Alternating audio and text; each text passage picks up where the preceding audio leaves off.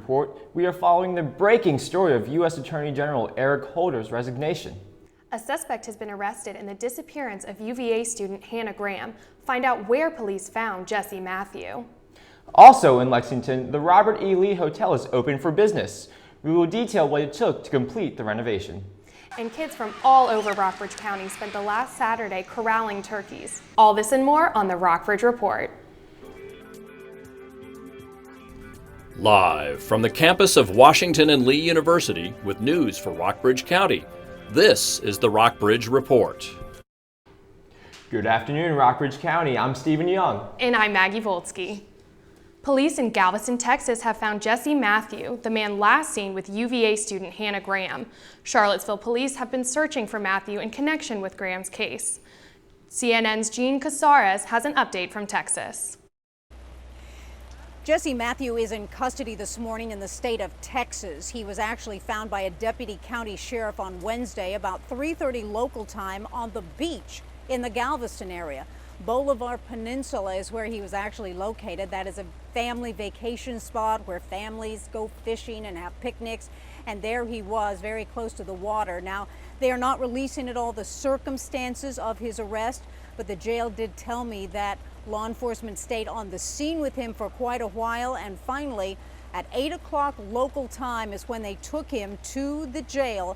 Did not book him right away because they were questioning him. Now, what's going to happen today is law enforcement from the Charlottesville area will be flying to Texas, and next will be the extradition proceedings. And someone who is in custody can fight extradition, or they can waive it and they can voluntarily come back to here in Virginia. But we cannot forget the heart and soul of this case. It is Hannah Graham, the University of Virginia sophomore who went missing 12 days ago. Law enforcement in this area is asking landowners to help them and look on their land if they have large plots of land. Anything to help bring Hannah home. Jean Casares, CNN, Charlottesville, Virginia. Matthew was charged with abduction with intent to defile. No time frame has been set for when Matthew will return to Virginia. Last week, Washington and Lee Public Safety shared information they received from Lexington police about a reported sighting of a man police say might be connected to the death of a Virginia Tech student in 2009. Director of Public Safety, Ethan Kipnis, sent a campus-wide email in an effort to be transparent and provide safety tips to students. Lexington police said they didn't know the information would be shared, but Kipnis said he spoke directly to Police Chief Al Thomas about the credibility of the report and his plan to share the information. Police still have not found the alleged suspect. United States Attorney General Eric Holder announced his resignation earlier this morning. The nation's first African-American Attorney General served in the position for 6 years and was the point man for their federal response to the shooting in Ferguson, Missouri. A Justice Department official said Holder finalized his plan to resign over a meeting held over Labor Day weekend. He will retain his position until a replacement has been announced and is ready to take over. After 3 years of renovations, the Robert E. Lee Hotel in downtown Lexington is finally ready for tourists and locals. Sabrina Edgerton-Malloy has the story. The six-story hotel, built in 1926, has been restored with 39 guest rooms, a dining room with outdoor seating, a ballroom, and more. Acting manager Sean Taylor says the hotel was booked solid for Washington and Lee University's recent Young Alumni Weekend. The restaurant was fully open and operational, and we were busy. It was a busy place. It was a lot of fun. A lot of, the vibe in the overall hotel was really, really good. Guests had a great time. The hotel was scheduled to open last spring. Changes to the design and delays in getting some materials pushed the opening back. Taylor says only some finishing touches remain. The total price tag for the renovation is estimated at $5.1 million. The city gave owner Hugo Benincasa tax credits to help cover the cost of the renovations. Mayor Mimi Elrod says it was important for the city to invest in itself. One of the things that we have been most fortunate about is the private investment that has gone on here.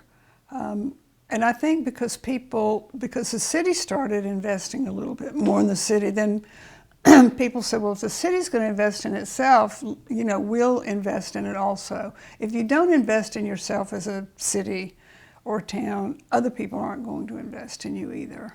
The R.E. Lee began as a hotel, but the building became subsidized low-rent housing in the early 1980s.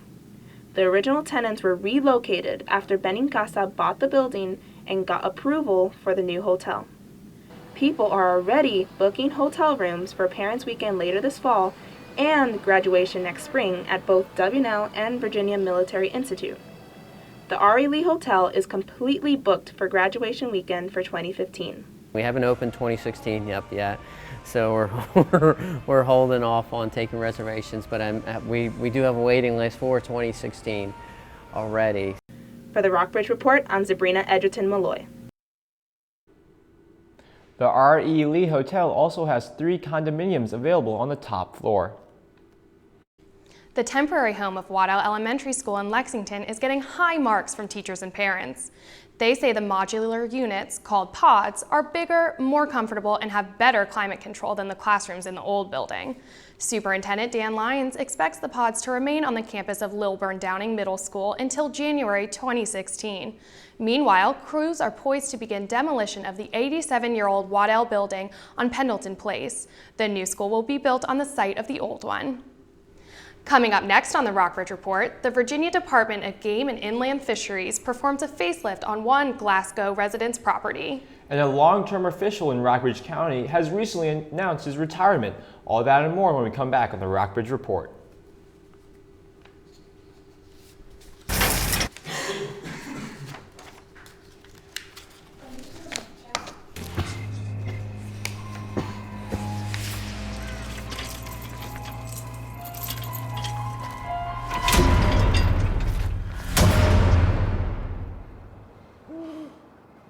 If you don't fix them, sparks from dragging tow chains could cause a wildfire, and that could be scary. Hi, Smokey. Only you can prevent wildfires. In the small town of Elmira, New York, a boy was born into an all-American family. The odds of him achieving his dream in the fashion industry? 1 in 23 million. The odds of having a child diagnosed with autism? 1 in 68. I am Tommy Hilfiger, and my family is affected by autism. Learn more at autismspeaks.org/signs. 7, 6, 5. In the small town of Elmira, New York, a boy was born into an all-American family. The odds of him achieving his dream in the fashion industry? 1 in 23 million. The odds of having a child diagnosed with autism? 1 in 68. I am Tommy Hilfiger, and my family is affected by autism. Learn more at autismspeaks.org/signs.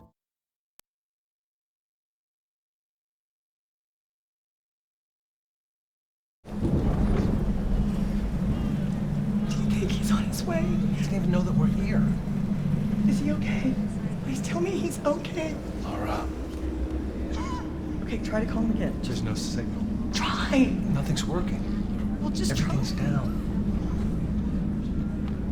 This is so bad. He's out there by himself. Make sure you know where to find your family in an emergency. Start your plan at ready.gov.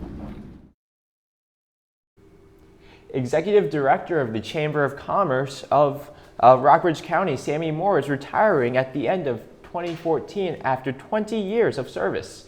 Since Moore started, the nonprofit organization has quadrupled its membership and now serves Buena Vista along with Lexington and Rockbridge County.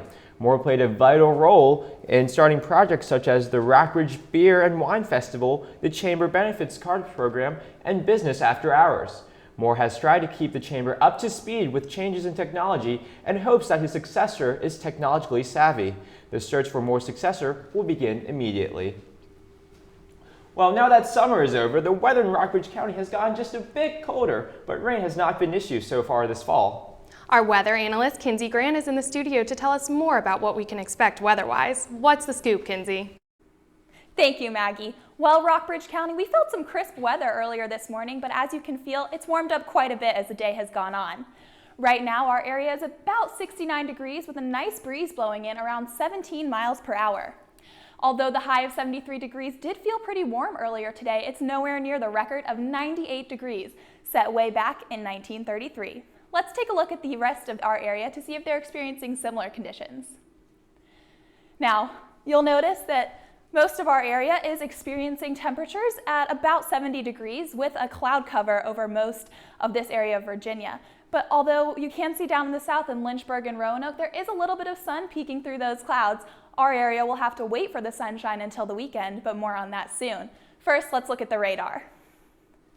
You can see that there is a small area of precipitation to our southwest, but the Rockbridge area should not expect much rain moving into tomorrow. Let's look at the 5-day forecast. All right, we do have some rain on Monday and Tuesday, but the weather this weekend is set to be wonderful. We have sunshine and highs in the 70s on Friday, Saturday, and Sunday. I advise you to take advantage of this warm weather while you can because the cold temperatures will be here before you know it. Thanks, back to you. Well, Stephen, I know it sounds like a great weekend to get outside. Do you have any plans? Well, it's definitely a great weekend to go on a hike with this great weather that we have. Life in and next to one stretch of the Maury River is changing for the better. The state and private contractor teamed up to restore a section of the river damaged by years of erosion. Rachel Adams-Hurd shows the solution to a decades-old problem. Reconstruction on a stretch of the Maury River near Glasgow is wrapping up this week. It's all part of an almost 2-month-long project by the Virginia Department of Game and Inland Fisheries to deal with erosion along the bank segment. We're controlling sediment. We're attempting to keep sediment up on the land where it can be utilized and not eroding into the river bottom and creating issues for aquatic creatures. It's not just fish and mussels that have been bothered by the building's sediment. The land along the riverbank has belonged to the Eccles family for more than a century. They say erosion first started damaging their crops in 1969 after Hurricane Camille hit the south. The family has been trying to get someone or some entity to help address this problem for decades. But changing how the river runs wasn't easy. Bugas says the Maury River Restoration Project is the biggest he and his team have tried to tackle. They worked with private contracting service Shenandoah Streamworks to move the river from the left of these trees to where it runs now. 90% of it is for the fish habitat, the rest is erosion. People and fish should both enjoy the benefits for decades. For the long haul, this is going to be a really good project not only for finfish but also for mussels as well. Once the equipment pulls out of the bank this week, Bugas says the next step will be planting trees. For the Rockbridge Report, I'm Rachel Adams-Hurd. A Buena Vista pastor who was indicted last May for dozens of charges related to sexually assaulting teenage boys is set to go on trial October 7th and 8th. Originally set to begin July 28th, the trial was postponed over the summer when the defense requested additional evidence from the prosecution. Larry McKinley Clark is the former pastor at Pentecostal Outreach Church and was arrested last November. All alleged incidents are said to have taken place between September 2011 and August 2013. Coming up next, we'll give you the sports rundown for what games will be taking place over the weekend. And we'll show you why these kids were chasing turkeys down over the weekend. Stay tuned.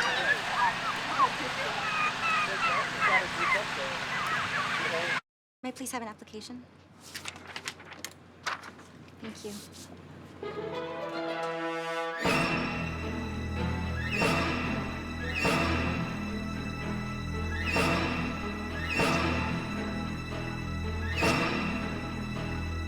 Skip the drama. Get your GED. Okay. Take that first step towards a better future and sign up for free classes now at yourged.org. 3, 2, 1. Yeah, we just put on the side just because it's like messed up right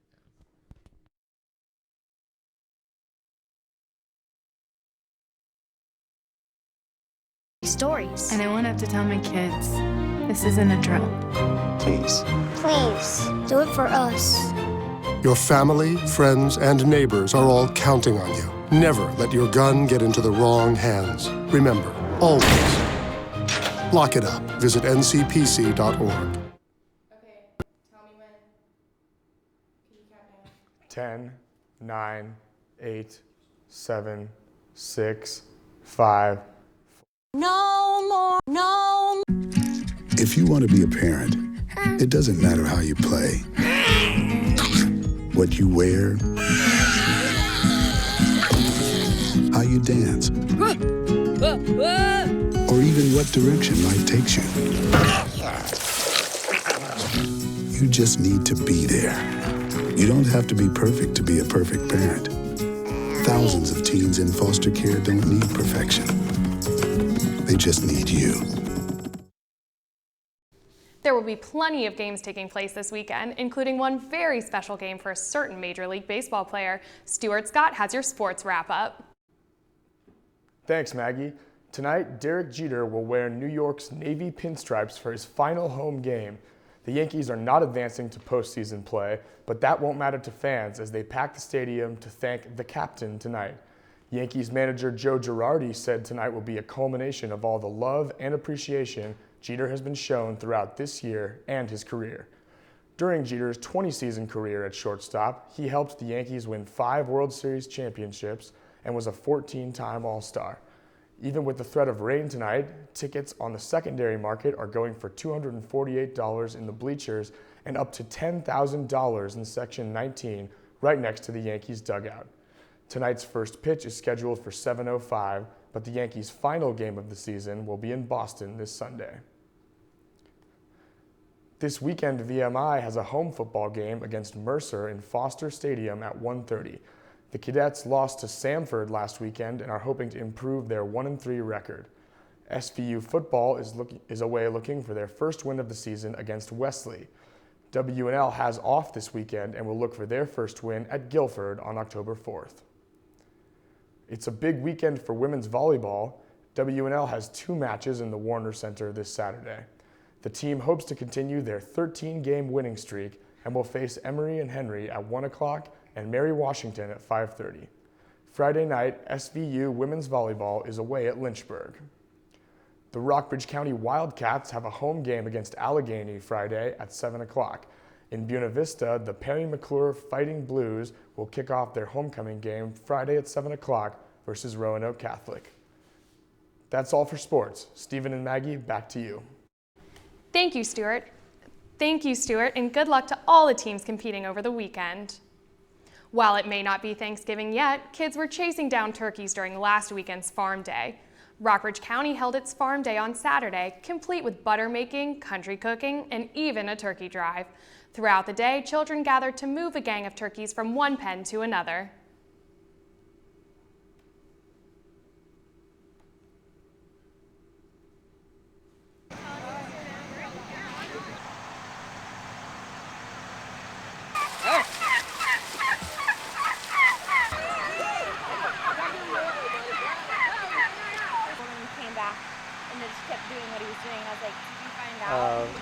Are safe to handle, and they can handle the process of driving from one end of the pen to the other, and it's something fun for the kids to try and give them an opportunity to be around the animals. I'm picking them up and one scratched me. That was my favorite part. That's our show. Thanks for tuning in with us this afternoon.